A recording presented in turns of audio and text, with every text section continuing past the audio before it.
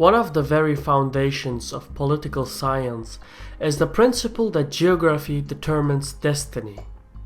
In the same way that the British Isles determined the naval culture and the frontier affected the American culture, Russia too can be defined by its geographic characteristics. And the most obvious element of Russia's geography is its enormous size. But the truth is that Russia's size is both an advantage as well as a liability. You see, the very core of the Russian Federation, the Moscow region, is simply indefensible. There are no mountainous ranges, no rivers or oceans, there are no swamps or deserts. Only the Moscow forests and the inhospitable climate can be described as a geographic obstacle. The only thing the Russians can do in event of an invasion is drag out the war and bleed the enemy out. It is for this reason that Russia's history is largely about surviving invasion after invasion. These centuries-long experiences left a deep mark in the Russian culture and psychology. And due to these experiences, the Russian leadership became obsessed with security and survival. Welcome to Caspian Report by me, Shirvan. For more information, visit the social media pages. One of the most important moments in Russian history was the Great Stand at Ugra River in the year 1480. This event paved the way for a united and independent Russian state. Prior to this, the Mongols and Tatars had ruled the southern and eastern portion of modern Russia. Most of the Russian principalities were either vassals to the Golden Horde or they paid an annual tribute. The standoff at Ugra River ended centuries-long Mongol and Tatar dominance. But the most decisive era of Russian history was yet to begin. And if it wasn't for the Mongols, Tatars or Timurids from the east, it was the Teutonic Knights, the Swedish, the Polish or the Germans from the west. And if that wasn't painful enough, either the Persians or Ottomans would push from the south. There were, after all, no geographic barriers to hold off an enemy invasion. This meant that the core of the new Russian Empire, the former Grand Principality of Moscow, was extremely vulnerable to a coordinated attack from multiple sides. So the Tsar of all Russias, Ivan the Terrible, developed a new strategy in the 16th century. He made up for what Russia lacked in geographic barriers with enormous buffer zones. The strategy was simple yet effective: bleed the enemy invasion through attrition and attacks on the supply lines. By the year 1552, Ivan had conquered the Tatar kingdom of Kazan, and this was after the Great Stand of 1480, the most decisive moment in Russian history, as it paved the way for Russia to transform itself into an empire. You see, conquering the strategic city of Kazan allowed the Russians to use the Volgograd River as a major supply line in their expansion to the south. So in due time, Russia conquered the other Tatar kingdoms and their capitals.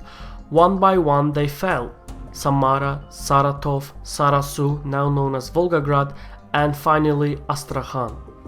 The Volgograd expansion established Russia as a true empire, and it was such a success that the Russians built the St. Basil Cathedral to commemorate the conquest of Kazan and Astrakhan.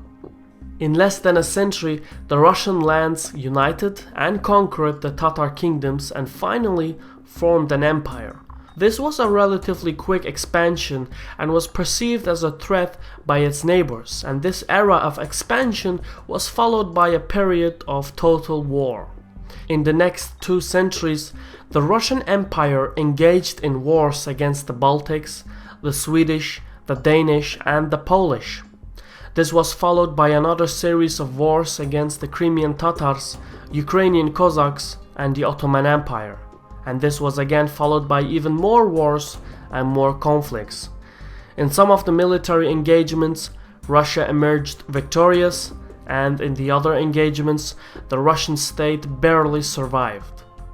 Most of these wars were fought over in the North European plains, and since there was no geographic barriers, every war was extremely expensive in terms of human lives, but every war was also decisive. After all, Russia had nothing to fall back on.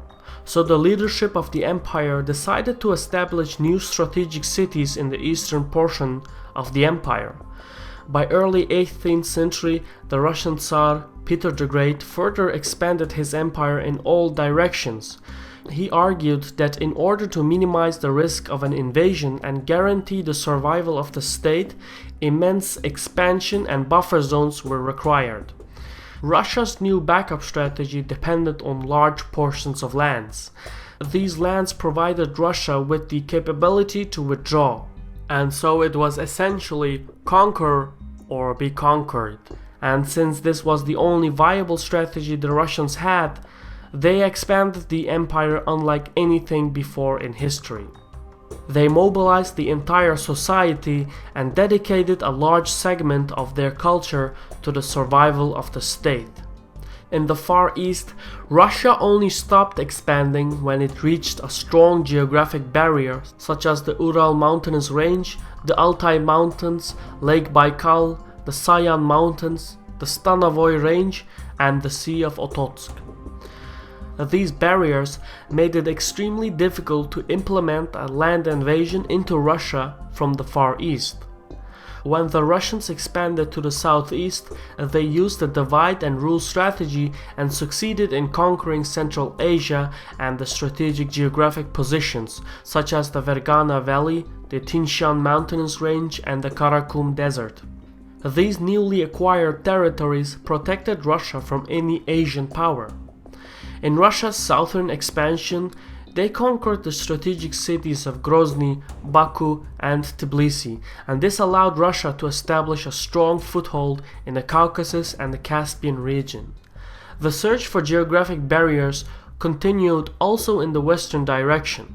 Here, the Russians pushed until they had conquered the Crimean Peninsula, the Baltics, and the Carpathian Mountains. All of these conquests took centuries to accomplish and came at a great cost to all the sides. But by going on the offensive for the first time in their history, the Russians ensured some kind of safety for their empire. But one major problem still endured. No matter how much territory the Russians conquered from the Polish-Lithuanian Commonwealth, they never found a geographic barrier for the North European plain. This vast open region became the Achilles heel of Russia, as it was exploited by European conquerors like Napoleon and Hitler. And the only reason Russia survived these devastating wars was because of their backup strategy of withdrawal. So anyway, with the exception of the Northern European plain, the Russian Empire became more and more secure. However, the strategy of expansion and establishing buffer zones brought forth a new dilemma. Many of the newly conquered territories had different ethnic and religious populations that were not loyal to Moscow. The alignment of these native populations were continuously manipulated by other regional empires. In essence, the new territories and its populations became a liability for Moscow.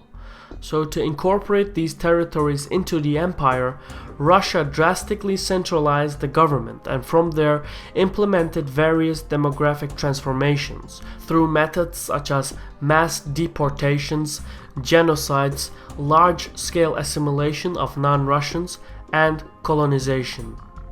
In short, the Russian Empire changed the ethnic and religious layout of most of the newly conquered territories. But even with these demographic policies, Russia could not fully erase or pacify the native populations. So as a solution, the new Russian government established a huge internal security network as to enforce central control.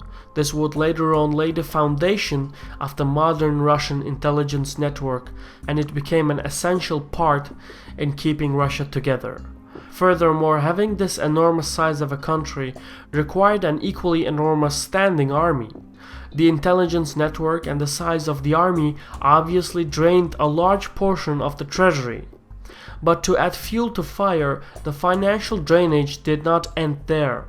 By establishing and colonizing new strategic cities in the Ural, Siberia, and the Far East, Russia had to deal with a new fundamental problem: feeding its eastern populations.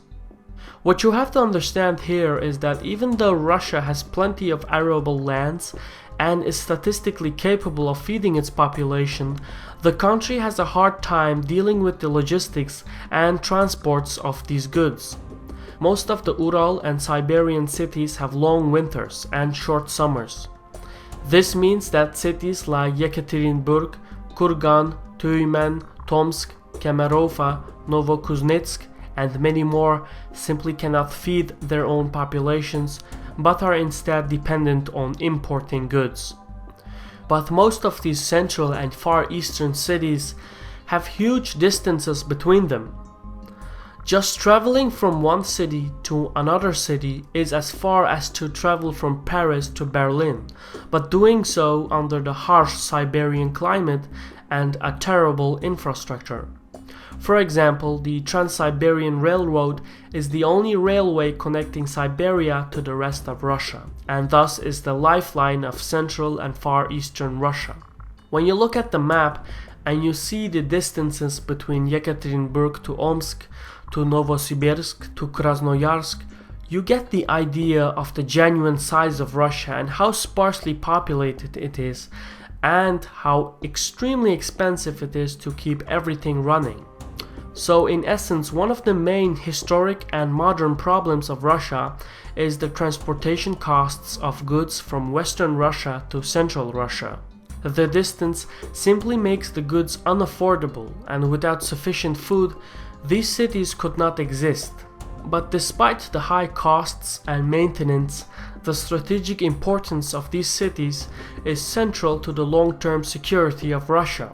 After all, the Ural is Russia's backup plan. If ever the western portion of Russia were to be occupied, the Russian government would fall back to the Ural cities and continue the fight from there. In short, these central cities are essential to Russia's long-term security. And so this whole predicament gives Russia two options.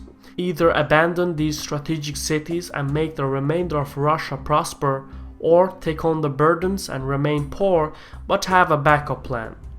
Historically, the Russian leadership went for the second option, and what happened is that Moscow subsidized for all of the transportation costs and made the food affordable. But this also meant that all of the burdens of the central and far eastern cities fell on the shoulders of Moscow. The Kremlin has been dealing with this problem since the 19th century.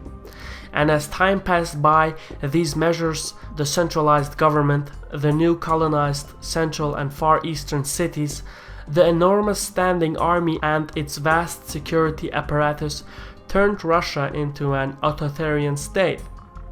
But had the country failed in any of these categories, the empire would have been torn apart by nationalist movements, urban starvation, mass migration, etc. After all, geography determines destiny.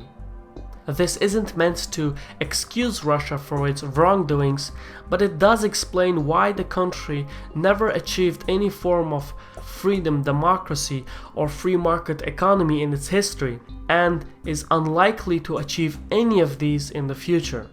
In the next Caspian report, we will explore the modern geopolitical interests of the Russian Federation and how this determines Russia's behavior. For now, thank you for watching Caspian Report by me, Shirvan, and Saul.